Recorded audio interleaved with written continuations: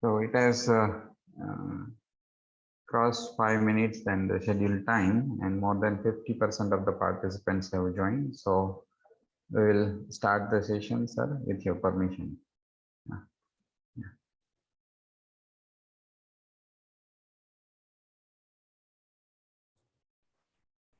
Yes, Tarak, please go. Yeah. Okay.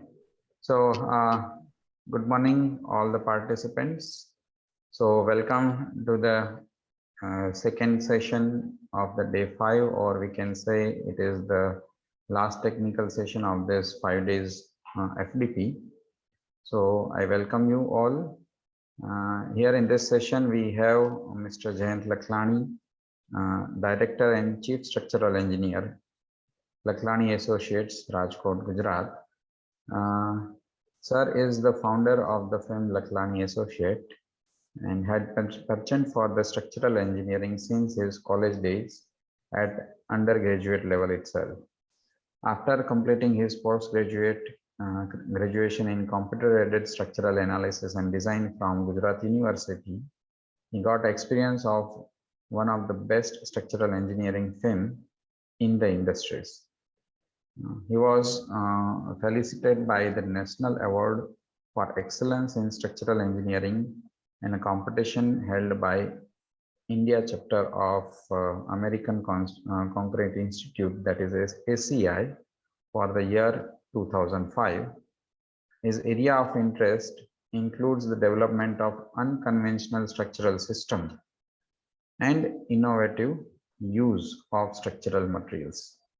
His specialty is to provide top-notch quality civil and structural design drafting services at global level while adhering to the projects in time frame. So with this note, I welcome Mr. Jayant Laklani on behalf of Marwari Education Foundation and AICTE Atal Academy, and I'm thankful to him for providing his positive note to share his experience and knowledge with us. So with this note, sir, I hand over this session to you. Yeah. Thank you, Dr. Tarak. Am I audible? Yes, sir, it is audible. Yeah. So shall I share my screen first? Yes, sir. Yes, sir. You can. The green tab will be there. Share screen will be here. Yeah. Mm-hmm.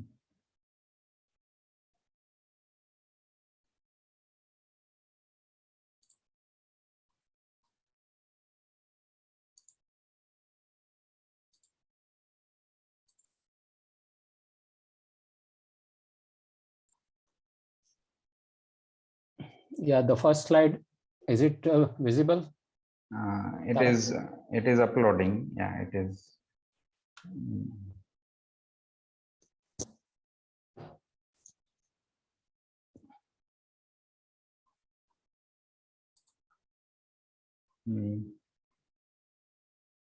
Actually, a blank screen is coming. So I think the window, yeah, now it is coming. Yes. Yeah. Can you see it now? Yes, but I think it is Explorer that is visible. Windows. The screen window selected is not of the presentation. One moment. Yeah. Now it is perfect. Building with unconventional structural solutions. Okay. Yeah. Is it visible now? Yes. Okay.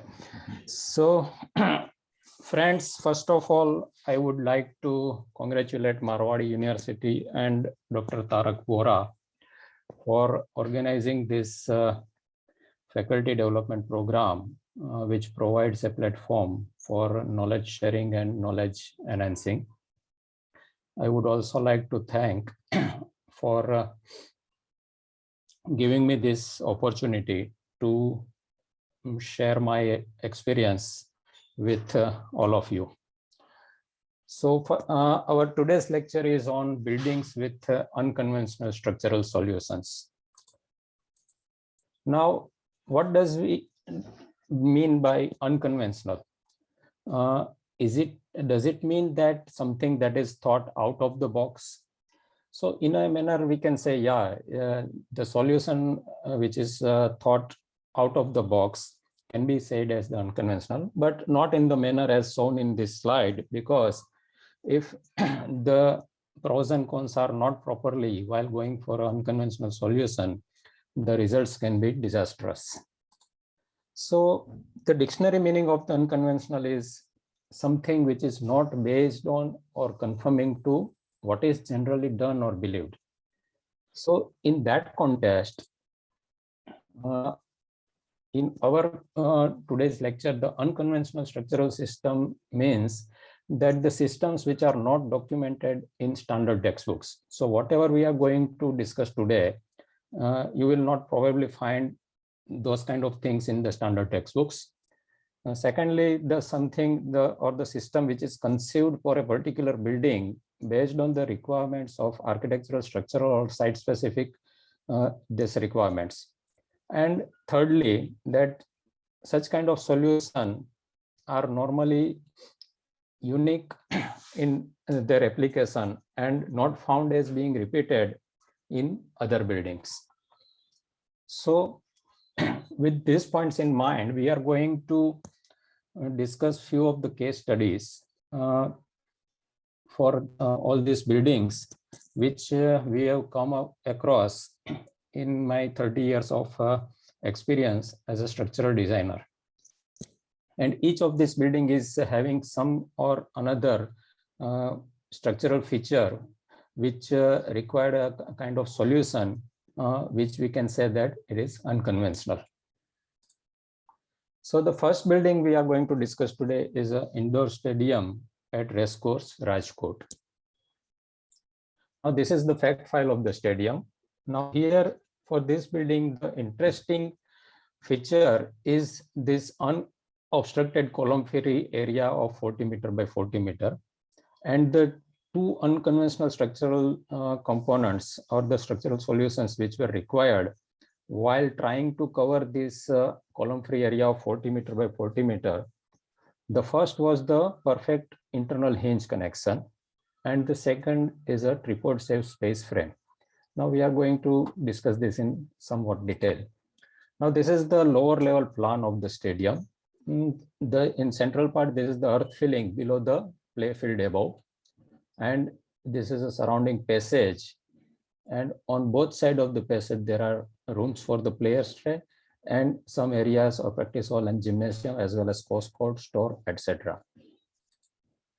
This is the upper level plan. You can see here that this is the main play court of 34 meter by 21 meter. And this is that area of 40 meter by 40 meter, which was required to be covered without any column. Here you can see the internal view of the stadium, and you can see that for the roof, the system that has been adopted is a brace barrel vault composed of series of arches in steel. This is the top view of the roof system. Here you can see that the brace barrel vault, and these thick lines are the parallel arches which are connected by diagonal and horizontal bracings. This is the view of this roof system during execution. Here you can say that this is a series of arches connected by diagonal and horizontal bracings. This is the completed fabrication of the roof system. Now, as I told that the roof is composed of series of arches, parallel arches of say 39.25, almost 40 meter of span. Now we know that the arch can be a fixed arch, a 2-inch arch, or a 3-inch arch. Now suppose the arch is a fixed arch. Now for this large span of 40 meter, and here in Rajkot, the seasonal temperature variation is of significant magnitude. That in winter the temperature can be around 10-11 degrees, and during summer the temperature can be around 45-46 degrees. So for this much variation of temperature, naturally this arch is going to expand and contract with the variation of the temperature. So suppose this is the original, this black line is the original form of the arch, and this red line shows the its expanded form due to the temperature increase. Now, when the arch will try to expand, the angle with the angle of the arch with the support will try to change, right? As this radius of the arch gets changed due to temperature variation. Now, if the arch is a fixed one, then this fixed support will not allow the arch to change its angle with the support. And due to that, very heavy stresses will get developed at this fixed support. So to tackle this problem, we can go for the two hinge arch. So when the support condition is a hinge support, then when the arch gets expanded, this hinge support will simply allow the arch to rotate about the hinge point, and this new shape will get accommodated without having any stresses getting developed in the support. So now this is the ideal solution as far as the temperature stresses are to be handled for such a large span arch. But how do we provide an actual hinge connection in a structure? So for that, a perfect hinge connection between the roof and the supporting structure was developed during design of this arch system for the roof. Here you can see that this is a roof arch. These are the truss plate connected with the roof arch on both sides. These 4 plates are the bearing plates, which will between 2 of each, this truss plate will get inserted. And this is a 60 mm diameter pin, which will be inserted through all these plates and tightened with these washers and bolts. So this will provide a perfect hinge connection between the RCC substructure and the steel roof structure, and will allow this arch to rotate about this point when the temperature variation is there in the arch. So this was the first kind of solution which was required to cater the temperature stresses and to release the heavy stresses at this junction point between the RCC substructure and the roof. Here you can see the actual this perfect hinge connection executed on site. Here you can see this is the roof truss. This is the truss plate. These 2 plates are the bearing plates between which this truss plate is inserted. And this is the 60 mm diameter pin inserted through all these points. Now the second problem that was faced during design of the stadium was to tackle the thrust being exerted from the arch to the supporting structure. We know that arch is a compressive structure, and at its support point, it will exert tremendous thrust at the support point, tremendous horizontal thrust at the support point. So now for this stadium, if we provide a column over here, then what will happen? That column is going to behave as an almost 10.5 meter vertical cantilever carrying a heavy thrust at its top. So for such a massive this thrust, and with a span of almost 11 meter, the column section will not be viable. Whatever column section you provide, a massive section shall be required to resist this thrust. So we can say that for this kind of system, this flexural system, which consists of a vertical cantilever, is not appropriate, and it will result into a very uneconomical solution if we provide a column over here acting as a vertical cantilever. So to resolve this, a unique tripod system was conceived by introducing a circular column between these roof supporting columns.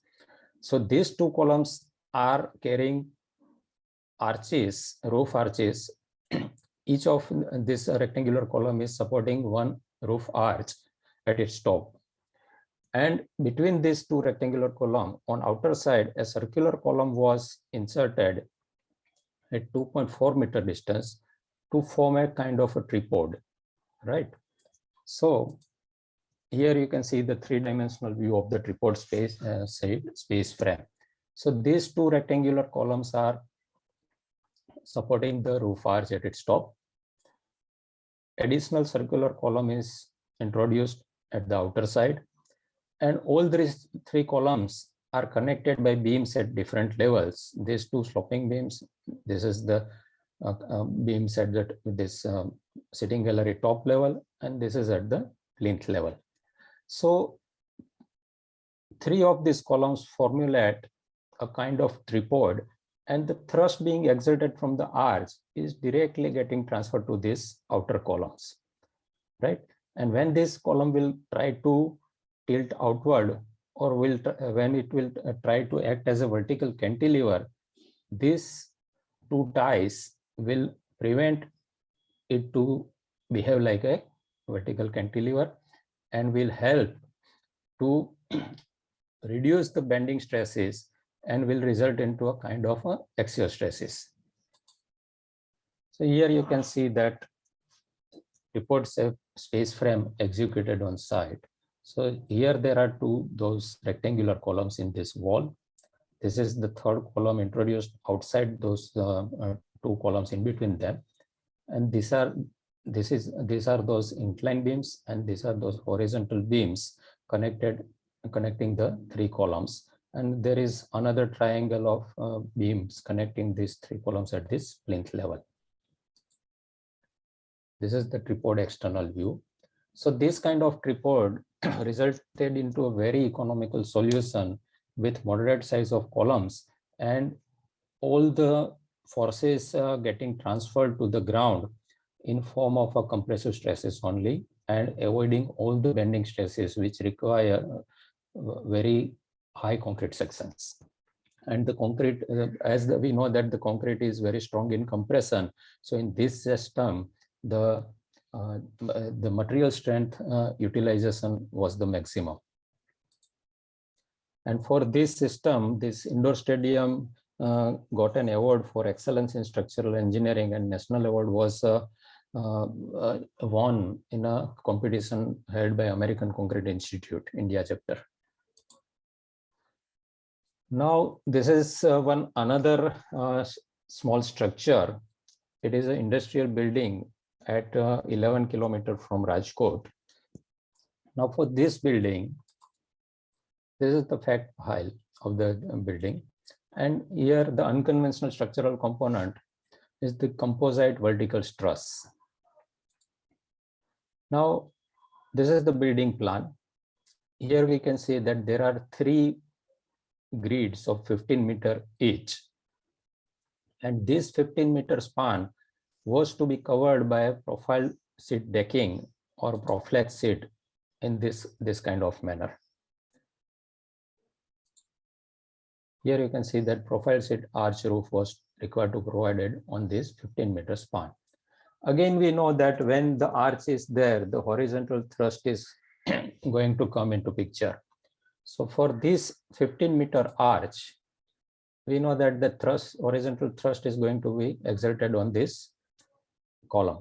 So again, this vertical span of the 8.5 meters, so it will be a 8.5 meter vertical cantilever with thrust at top. So again, the section required for this 8.5 meter span cantilever was a massive one. So to tackle this, a unique composite vertical truss was conceived. So what we did, that this is the column which support the arch roof at the top. We introduced one more column at 1.5 meter distance in line with this internal column, and the two columns were connected with the inclined diagonal bracing, steel bracings. So this resulted into a kind of a composite vertical truss. And as we know that in truss, all the forces are axial forces. So the thrust was, instead of bending stresses, the thrust from the roof was transferred in this composite vertical truss as axial members, and this member was in compression, this member was in tension, and again these diagonal bracings were either in tension or compression. Here you can see the vertical composite truss executed on site. So this is the column supporting the profile roof arch. This is the column outside at 1.5 meter distance, and the both are connected with the steel bracings. These steel plates were provided inside the column at the time of column casting itself. So when the shuttering was removed, these plates were available on the face of the column to weld these diagonal bracings. Now this composite truss, in addition to providing a sensible structural solution, it also as a byproduct provided a gutter at the top. So all the rainwater coming from the roof, arch roof, was possible to be collected through this gutter and disposed of. Now, as we know that when the thrust is exerted on the vertical truss, one leg is going to be in tension and one leg is going to be in compression. So for the tension leg, to prevent the lifting of this tension leg, rock anchors were provided to staple the footing of the column with the rock below. So this rock anchors prevented the uplift of the foundation when the tension comes into this particular leg. The third structure that we are going to discuss is a small party plot at Rajkot, Saurashtra University, Rajkot. So this is a small building in a party plot, which is utilized for marriage functions or some small gatherings. So this provides say 11 meter by 20 meter stage with 2 rooms on either side of the stage, and it is covered with the roof above. This is the fact file, and in this unconventional structural component is the 47 meter span concrete arch. Now when this project was initialized, the first proposal of the this structure was a open room, open stage and 2 rooms on either side of it. This was the first requirement of the project. Then later on, the client decided to cover the roof. So if we see that if we are going to cover this area with a roof, then if we are going to provide a flat roof, then definitely some columns will be required at these 2 corners, and which will support the flat roof of this 20 meter by 11 meter this stage span. Now those 2 columns over here will be a great hindrance while having the clear view of the stage. So the functional requirement for this was that how can we avoid those columns while fulfilling the requirement of covering the stage. So out of that functional requirement, this kind of solution was conceived, that if we cover this stage with this kind of arch structure, then there shall be no column supports required at points, and the stage shall be visible from all the angles of the party plot. So for this system, 3 parallel concrete arches were conceived at 5.5 meter span. So this total span is 11 meter. So 5.5 meter 2 span were provided, and 3 concrete arches were conceived with these secondary beams and the slab spanning between these secondary beams and the arch to cover this 11 meter by 20 meter stage. So this is the computer model of that conceived system. Here you can see that these are these 3 arches which originates from ground itself and covers the stage. So this structural solution not only solved the functional problem of column-free view of the stage, but also imparted unique this character to this particular structure. Now again, when arch comes into picture, horizontal thrust is going to be there. So for that 47-meter span of concrete arch, if the arch is not properly taken care at the foundation level to resist the thrust, then due to the weight of the roof and the arch itself, the arch is going to slide outward.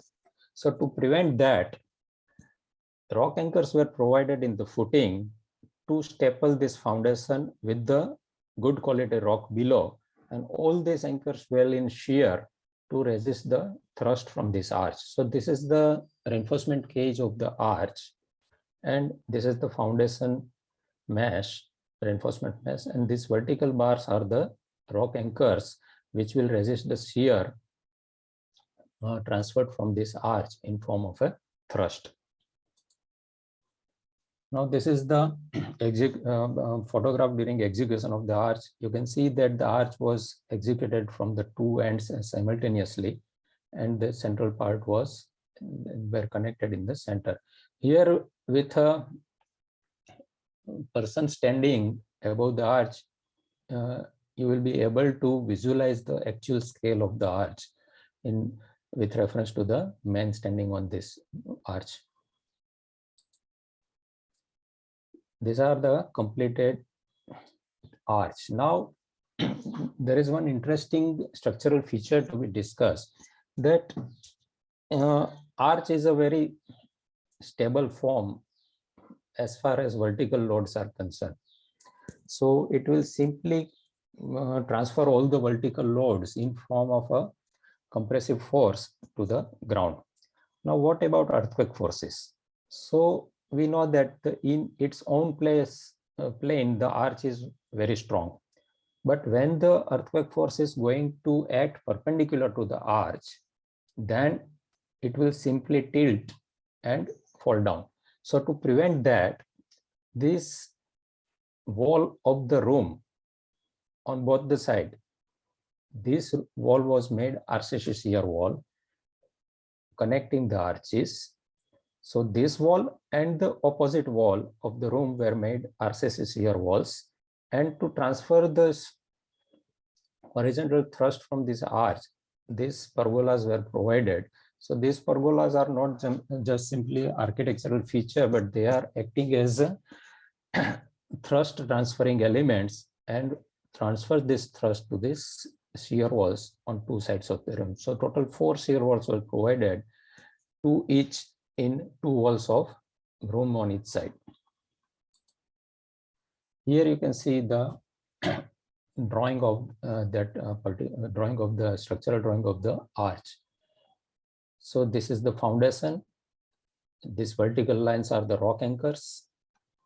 Here you can see that this shear wall at these 2 points. This is the front wall, exterior wall of the room. This is the interior wall of the room. And for execution, you can see here that the arch bottom coordinate were provided to the contractor at each 1 meter interval, so that following these coordinates, he can precisely carry out the shuttering work for the bottom of the arch.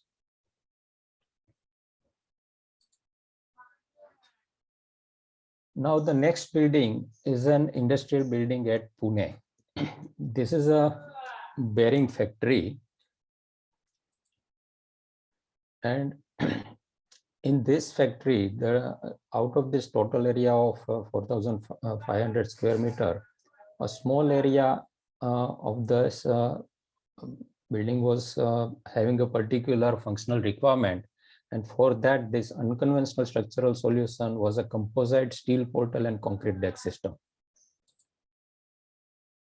Here you can see the complete floor plan of the factory. And here, area of our interest is this grinding shop.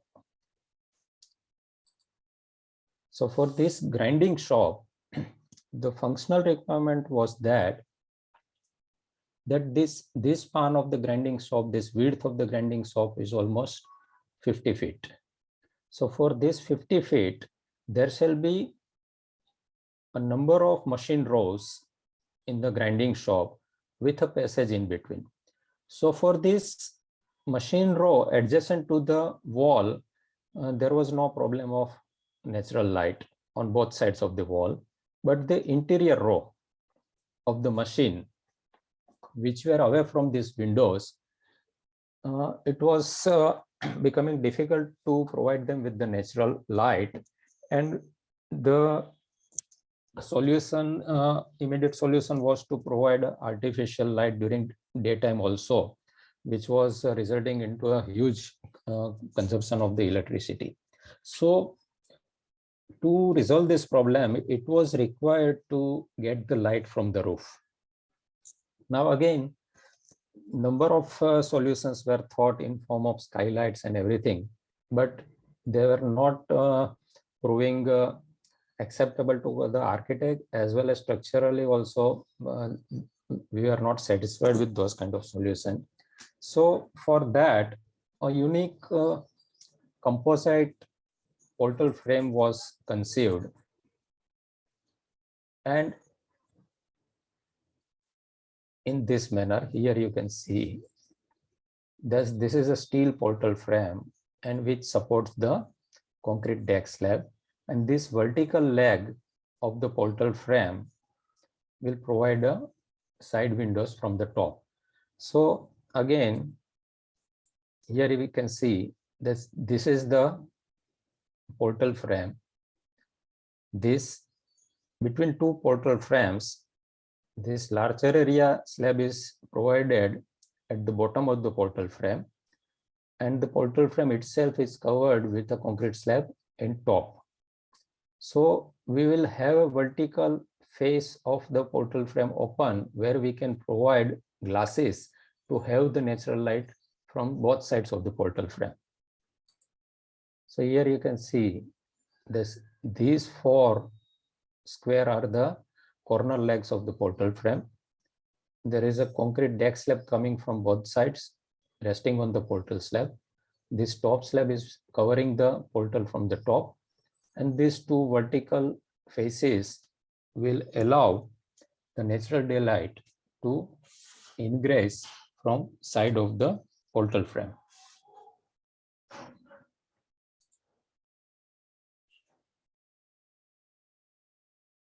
Here we can see that this is a portal frame of 50 meter span. This shuttering is for the bottom slab between two portal frames, and this is that executed slab. And here you can see that the ample light is coming from all of the portal frame section. Here you can see that completed portal frame. This is the bottom slab, this is the top slab, and this vertical slab is provided with the glass window and louvers. So it will allow the light as well as ventilation for the wall area. This is the execution of the portal frame. This concrete frame is to support the vertical leg of the portal frame. Here you can see that this concrete frame supports the vertical leg of the portal frame. And this is the grinding shop in function. Here in between there another machine lines will come, and as the ample light is available from the top, there shall not be any requirement of the artificial light in this grinding shop.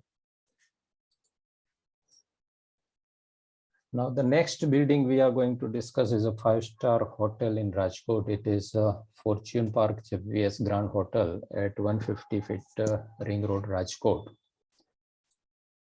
Now in this building, the unconventional structural solution was the innovative use of rock anchors and for retaining walls. Now here we can see the building profile in section. So the building, this is the ground level, and the building is having 2.5 story below the ground. So the bottom of the ground is almost 11 to 12 meter below ground. And the main, this building structure is a ground plus 9, 10-story structure with 2.5 story below ground. And this surrounding structure is a ramp structure which extends up to ground only. So we know that such kind of structure with the podium are very difficult to design as far as seismic forces are concerned. So to take care of that, seismic separation joint were provided at these points, and this central tower was separated from the surrounding parking structure by providing a seismic separation joint. So in plan here we can see that this central portion with number 1 is the tower which goes from foundation up to the top level with ground plus 10 story, and this surrounding peripheral area with number 2 is a parking structure with a parking ramp and goes up to ground level only. So this is the photograph during execution. Here you can see that this is ground level, and here we are almost below 11 meter below ground. This is the lower basement floor under construction. Now this slab casted is for the main tower area, and here you can see the additional columns with seismic separation joints. So these columns are for the ramp structure which is going to be constructed afterward.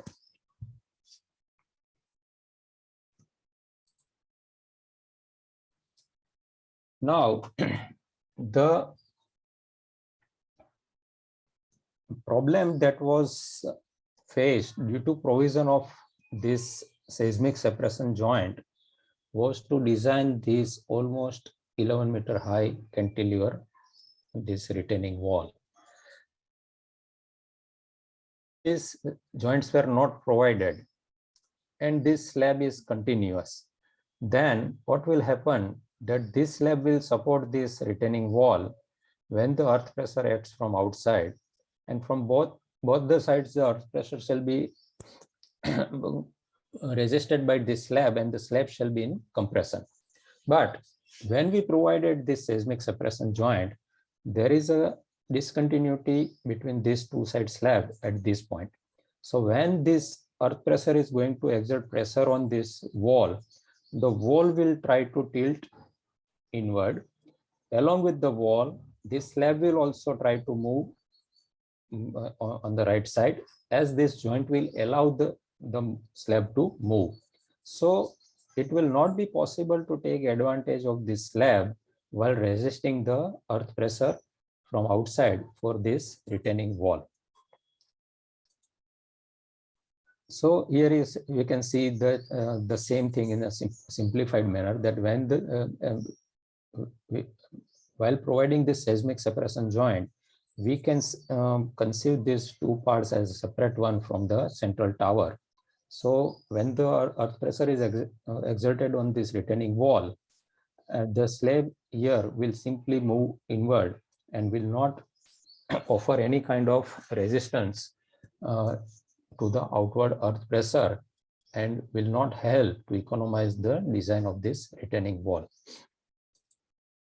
So here we can see the total computer model of this surrounding ramp structure. So when this earth pressure is exerted on this area will simply move inward, or if the earth pressure is exerted here, this area will simply try to tilt inward, and the slab below will not help to resist this earth pressure for the retaining wall. So now that at the site very good quality rock was available from almost 5 feet below the ground. So starting from the 5 feet up to the 30 feet, a good quality rock was available. So a solution was conceived while providing this horizontal rock anchors to tie this retaining wall with the rock surface. So what we did that here, this is a retaining wall, this is the rock surface, and we provided these horizontal tensile members with the rock anchors. So when the earth pressure will act on this retaining wall, and when the retaining wall will try to bend inward, these rock anchors will hold the retaining wall and provide a kind of support. So the retaining wall will behave as a propped cantilever wall instead of pure cantilever wall. So here we can see that for this wall, prop is provided at this point.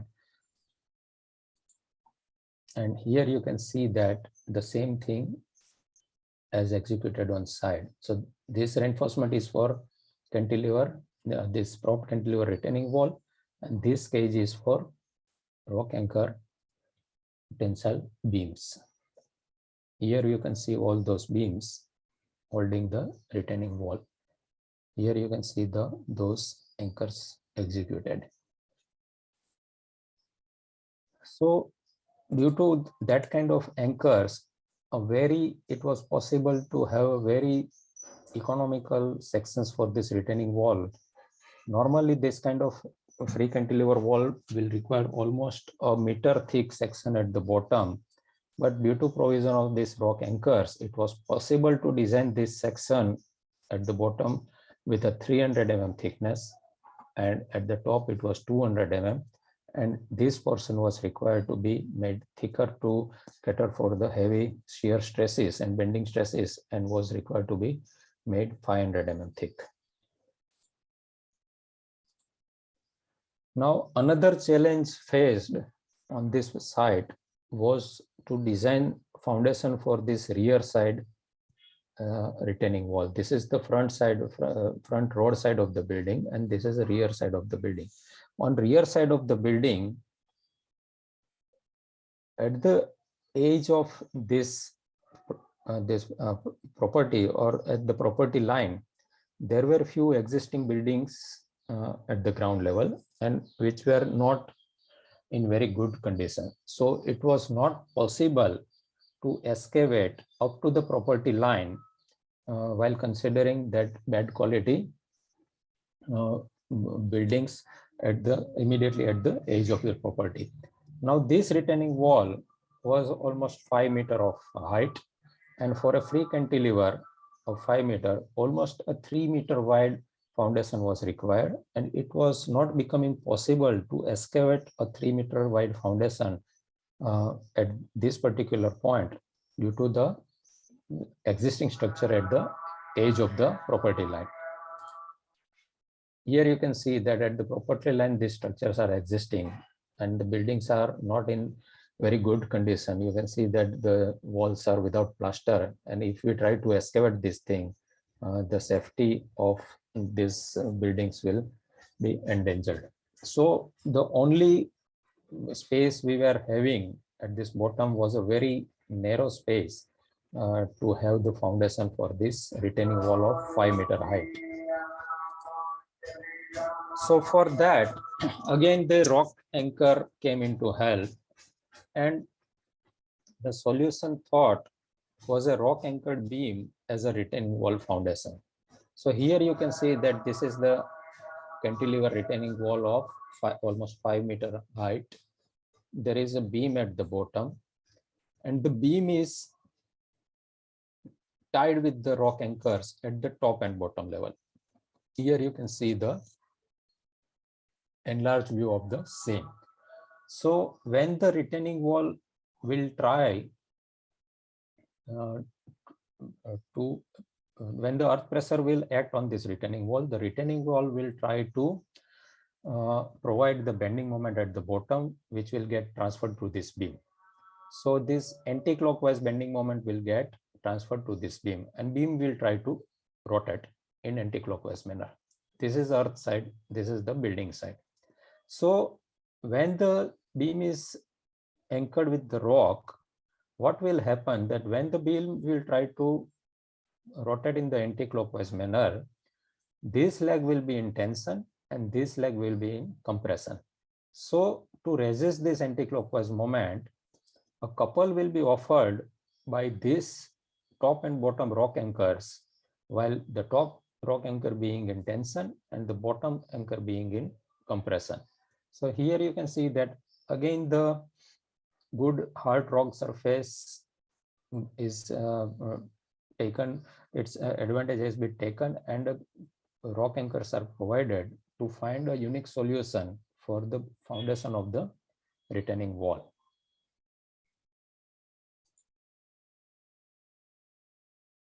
Here you can see that these are the rock anchors provided for that to be tied with the beam. Here we can see the reinforcement for the retaining wall. Now this is that beam at the bottom of the retaining wall, and these rock anchors are getting properly anchored with the beam. Now the next building of our discussion is a Crystal Mall, Rajkot. Now for this building, the unconventional structural solutions required were the seismic separation joint with roller supports for the truss. Now this is the floor plan of the building. Here we can see that this is a very irregular kind of a building plan, which is not desirable from the seismic performance point of view of the building. So here, this is the central atrium, and on the three sides of atrium, there is a building space with this kind of very vulnerable corner joints at this point and this point, which might get damaged in case of an earthquake. So to take care of that, the building was divided into three parts by provision of a seismic separation joint. So this is part 1, and the seismic separation joint was provided over here. This is part 3, joint was provided over here, and this is part 2. Now, the problem with the provision of this joint was that when this atrium was required to be covered with a roof truss, the one leg of the truss will be resting on the part 3, and another leg of the truss will be resting on the part 2.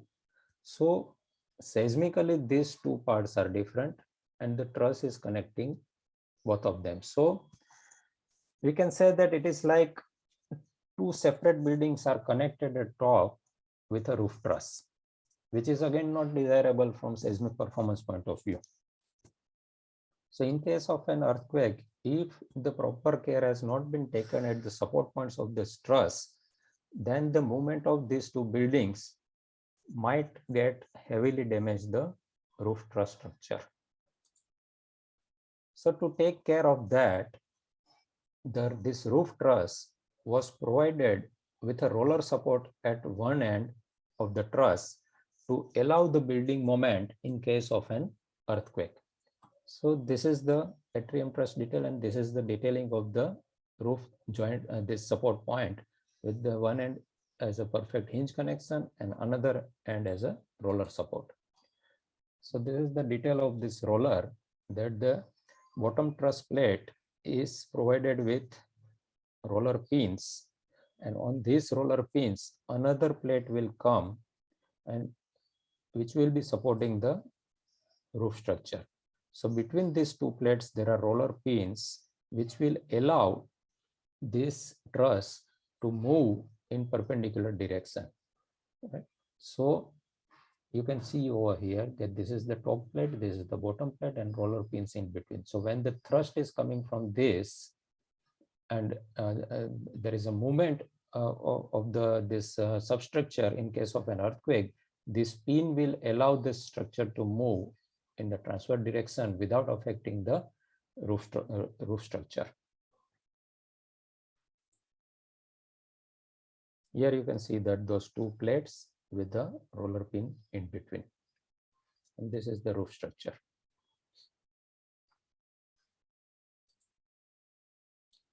The next building of our interest is a art gallery constructed at the Saurashtra University, Rajkot.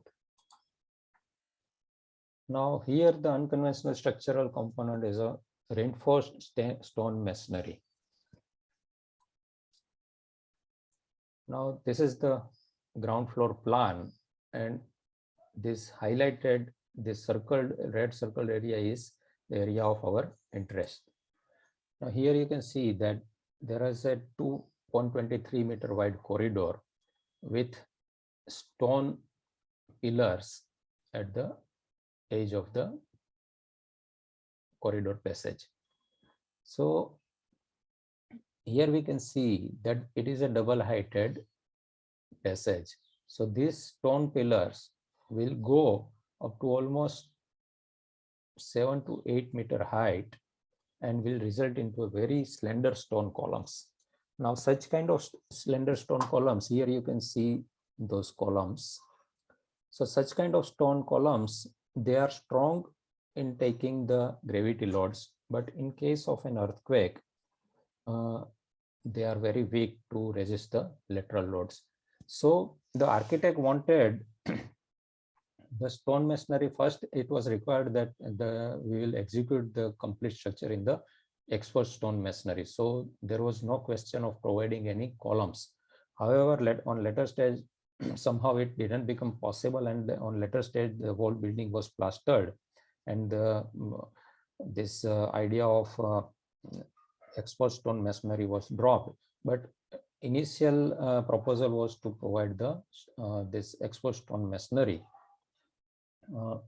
which was not going to be plastered. So for that, to impart lateral strength to this stone masonry columns, a solution was thought in this manner while providing the reinforced stone masonry. So the stone layers were conceived and arranged in such a manner that it were having these internal pores or cores to provide the reinforcement and the ties in between, which will impart the lateral strength to this stone masonry. So on exterior face, the stone masonry was the exposed stone masonry with proper joint was available, and this concrete portion was hidden in between the stone masonry.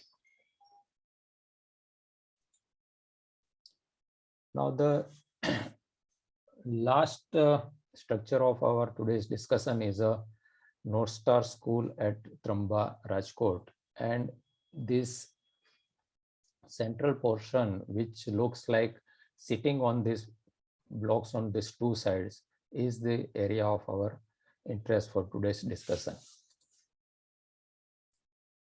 Now, in this case, the unconventional structural component is the reinforced concrete truss. Now here you can see the 3D view of the in the front of the school. Now the architectural requirement was such that this portion, there is a seminar hall at this second floor level in this area, and these are the classrooms on both sides. So architects conception was that it should look like that this wall mass is just sitting on these two side supporting blocks. So, and this clear span between these two blocks is almost 22 to 23 meter, almost 72 feet. So for 23 meter span, if we are going to provide the beams, then a massive beam shall be required with a significant depth, and this kind of character will not be able to be achieved, as the beam drop below will raise the slab of this seminar hall above that, and it will not be possible to achieve this kind of geometry as required by the architect.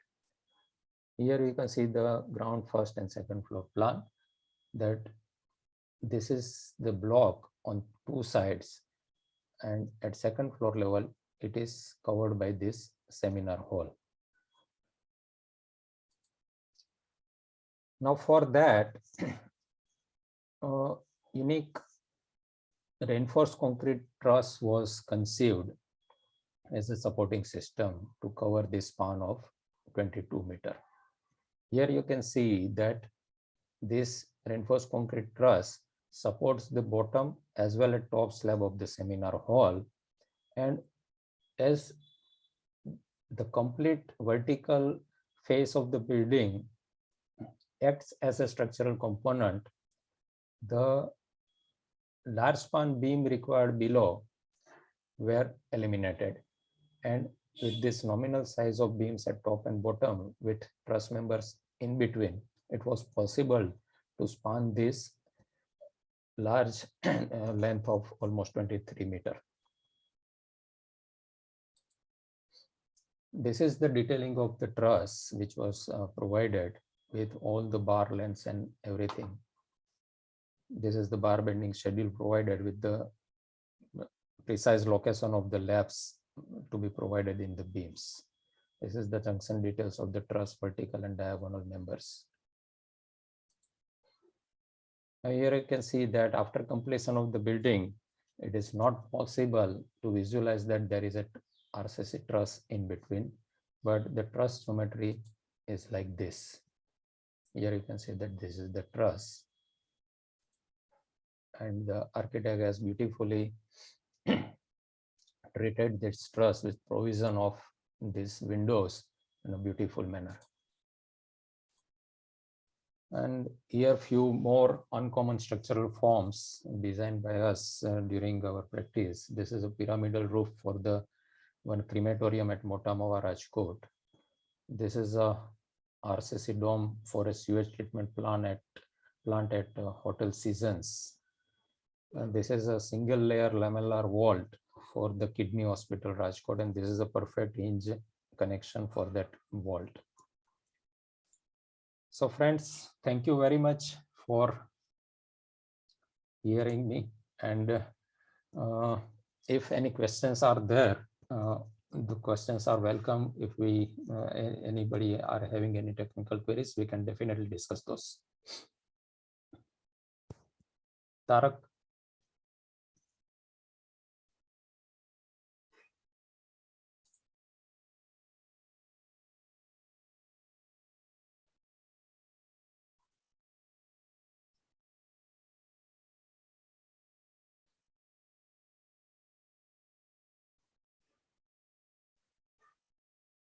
Tarak, can you hear me? Yes, sir. Yes, sir. If any questions are there, the questions are welcome. Yes, sure, sir. Participants, whatever the questions that you have, please either you raise your hand or you can put it in QA box.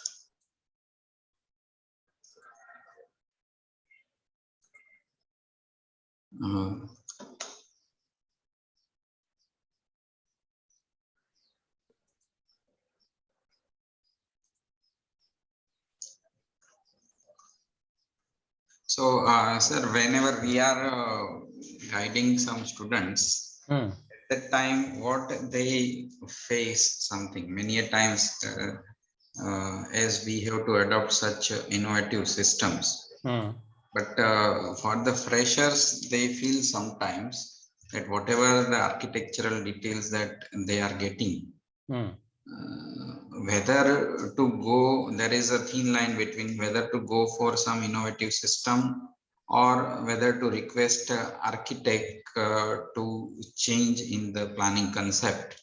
So at that time, what the clue that we can give to the freshers? Actually, Tarak, to create a sensible building, because you see that structure is not some separate entity from the architecture. Yes. Structure is very much a part of architecture, right? So with equal efforts from architect as well as structural engineer, it will be possible to have a sensible structure. So if any of the link, either architect or the structural engineer, is not that sound as far as the understanding of the structure is concerned, then it will be very difficult to create such kind of system, because whatever we discussed today, in each of the building, some functional or the technical requirements were there, and to cater those requirements or to find solutions for those challenges, this kind of innovative structural solutions came into picture. Right. So the process was like that whenever this kind of challenge was there, that this problem was first conveyed to the architect, that okay, suppose we talk about the indoor stadium. So when we carried out preliminary analysis of the stadium, so for the 40-meter span, huge this thrust was coming at the top of the column, 11-meter high column. Okay. So obviously, first we designed this column as a vertical cantilever itself. Now the size of that column that was coming was almost 900 mm by 2 meter or something like that. Now this size of column, it was not acceptable to the architect also, such massive columns at the periphery of the building. Right. Now, to resist the thrust, this was the requirement if we go for the this cantilever system. Okay. And as the sizes were not acceptable, so we had to find some solution. That how we will resist this tremendous thrust from the arch. So for that, whenever different solutions were discussed, and when we came up with this tripod shape solution, then immediately that became acceptable to the architect, because it was adding some aesthetics to the building in form of a passage outside. And you can see that the architect beautifully treated those thing with a covering that passage with beautifully this sloping members and gutters and all those things. So equal efforts are required both from the architect and structural engineer. If any of them is stubborn in the requirement, and anyone is not flexible to accommodate the changes required for good of the building, then it becomes difficult to have a good solution. Because sometimes even some of the pass out students, when they come and meet, at that time they are having this kind of doubts, that many a times the requirements of the architect is totally unacceptable. So at that time, what to do? So means at that time, as you suggested, that it is not so that we have to straightforward deny the things, but we have to think innovatively, that how their requirement and our requirement can be combined.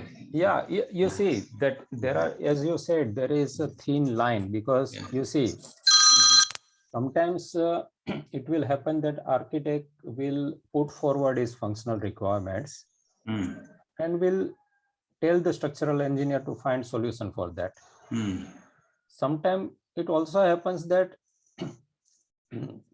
in addition to providing his functional requirement, he will provide you with the structural solution also, that you follow this solution only. Then it becomes difficult for a structural engineer, because it might happen that the solution suggested by the architect might not be structurally that sound, and might result into some accidents or some kind of a poor performance of the building. So in such case, a structural engineer should definitely deny to follow such kind of solutions. And instead of that, this discussion should be carried out that, okay, if you require this kind of functional requirements, I will try to fulfill your functional requirements, but let me try to develop a sound structural solution which will help to fulfill those functional requirements. And please don't compel me to follow the structural solution that has been suggested by you. Sometimes compulsion or the restrictions shall be there on the column sizes, on the beam sizes, right? Now you see that as a structural engineer, we have to understand the behavior of the structure and accordingly we have to design. Structure is not going to behave according to the structural engineer's design. Structural is going to behave in a natural laws by following the natural laws only. Right. So whatever bending moment is going to be there, it is going to be there. So we have to understand that if you provide such kind of structural system, then it is going to behave like this as per the law of nature. And understanding that behavior, we have to provide the required structural sections for that. Right. For the large span, if you provide a very thin section and then after it gets vibrated and deflected excessively, then you cannot say that it was the architect's requirement. Right. So one has to understand his own responsibility. Yeah, exactly. And whatever you are doing, it is your responsibility. Yes. So under any compulsion or any pressure, don't follow anything that is not following the law of statics or the law of structural analysis or law of design that we have studied as a structural engineer in our college days. And while fulfilling all those requirements, laws and codal requirements, you have to find the structural solution. So that structural engineer also has to be smart enough to convince architect that use the structural component as architectural features also. Yeah, there are no, you see, there are very good architects whose structural sense are so strong that normally they will provide you with the architectural layout which is having a good structural system inherently there, which they have thought. So very little you as a structural engineer you have to do in that while making some small changes in the system, and this finalization of the structural system is taken care of by the architect himself. But in many cases it happens that while fulfilling the functional requirements, structural engineer has to suggest some changes which might require some architectural changes also.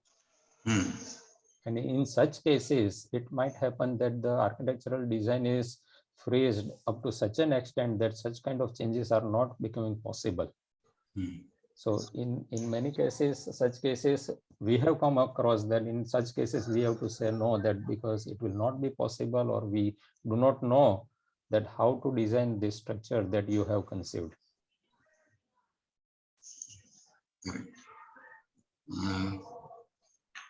So I think there is no more questions from participants. So with this note, sir, I would like to thank on behalf of Marwadi Education Foundation as well as Atal Academy for providing your valuable time to share your experience and knowledge with this group.